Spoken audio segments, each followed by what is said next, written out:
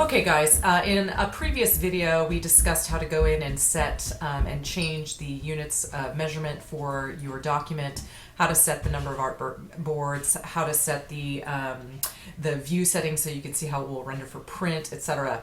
And this is another instance of how we see how in tools like Illustrator and other graphics tools there are many ways to accomplish the same task. In Lesson 3 assignments, the first assignment opens up to this preview of what your your finished work will look like. What they first ask you to do is to create a new document. Well, at the instance of creating a new document in Illustrator, you are given a lot of settings that will, you can go ahead and configure your document the way you want it to work and the type of profile you want, for example, if it's going for print or for web. So we're going to go through that and so you can get a look at that and I can orient you to it. So we're going to say File, New. See the Command N option over here. You can hit your Command N for your Mac people, and Windows people it's Control N, I believe.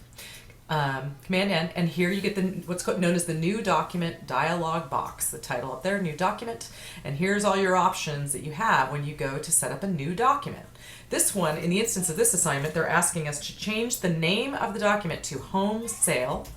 I've done that here. And you'll probably need to change the setting to print, but I'm going to go ahead and reselect print as the option. But as you can see, we can set up a document as if we're creating it for the web or for devices such as, cell phones, what have you, for video and film, etc.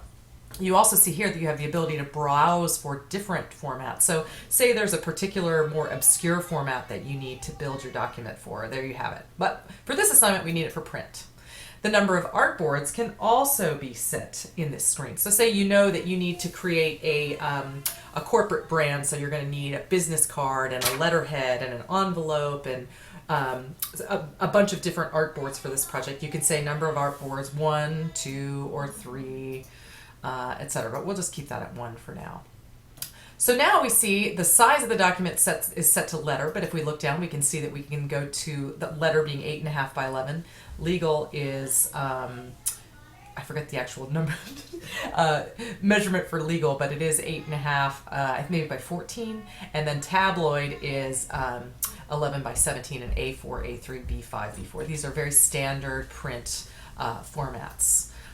You could go here and manually set the width of your points and the width and height using points. But what we can do here instead is say, let's set the unit of measurement for this document to be inches.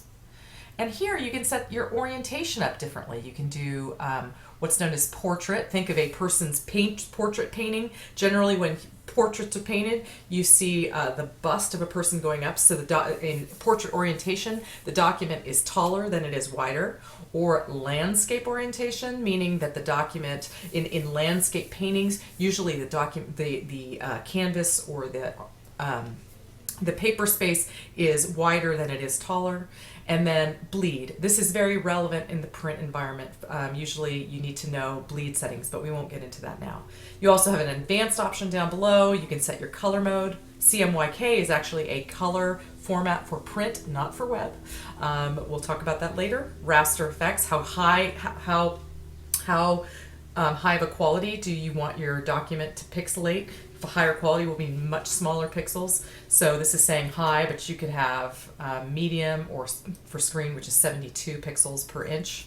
And the preview mode, pixel or overprint, we'll just say default. And then when I click OK, my document is set up. All right, so I hope that gives you a quick orientation to how to set up a new document in Illustrator. The assignment on page 86, creating a new document, will walk you through this process in case I've missed something that you feel you need.